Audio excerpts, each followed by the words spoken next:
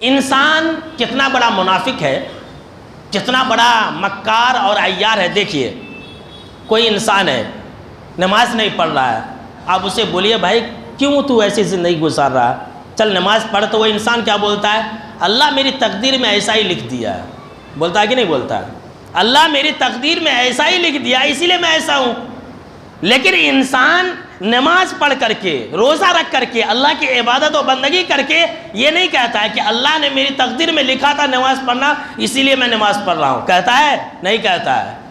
نیکیوں کو انجام دینے میں انسان اس طرح کی بات نہیں کہتا ہے، لیکن برائیوں کو انجام دینے میں انسان اس طرح کی بات کہتا ہے کہ بھائی اللہ نے لکھ دیا تھا میں کیا کروں۔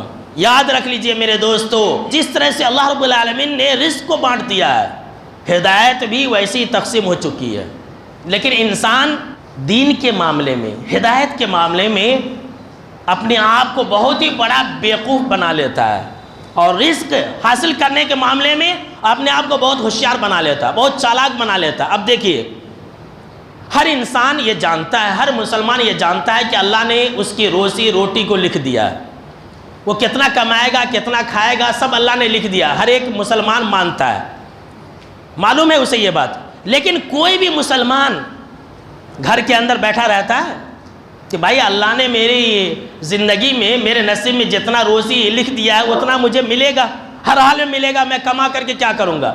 کوئی انسان ایسا کرتا ہے؟ نہیں کرتا ہے، بلکہ پوری زمین کھنگال دیتا ہے، آدونی سے سعودی عرب چلے جاتا ہے، اور امریکہ، لندن، یہاں تک پہنچ جاتا ہے انسان رزق کے لیے۔ لیکن جب ہدایت کی بات آتی ہے تو بولتا ہے کیا کروں، میری تقدیر میں ایسے ہی لکھا ہے۔ دیکھیے انسان ہدایت کے معاملے میں عقل استعمال نہیں کرتا ہے۔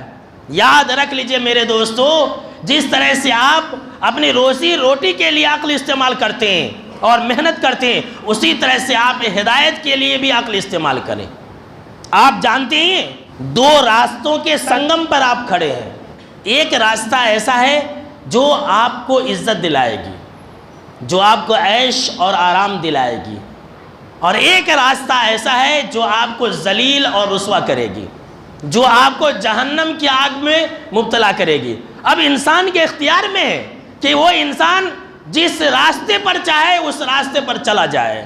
اللہ نے قرآن مجید کے اندر کہا کہ اِنَّا هَدَيْنَاهُ السَّبِيلَ إِمَّا شَاكِرًا وَإِمَّا كَفُورًا، کہ ہم نے انسان کے سامنے میں راستے واضح کر دیے ہیں۔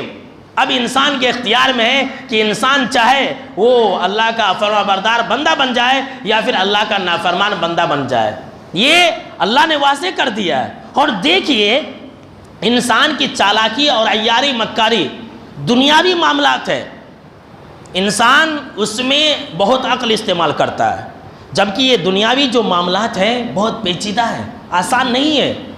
آج کل کے دور میں روزی روٹی کمانا، پیسے کمانا یہ آسان نہیں ہے، بہت مشکل ہے، بہت محنتیں کرنے پڑتی ہیں، لیکن انسان اس کو حاصل کر کے رہتا ہے۔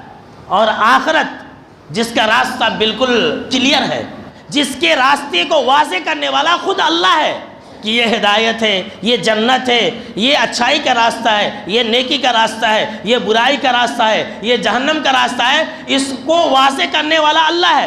انسان اللہ کی بات کو نہیں لیتا ہے اور صرف یہی کہہ دیتا ہے کیا کریں گے، اللہ نے میری تقدیر میں نہیں لکھا تھا۔ صرف دین کے معاملے میں، ہدایت کے معاملے میں ایسا انسان کہتا ہے اور ایسا سوچتا ہے اور ایسا ہی سمجھتا ہے۔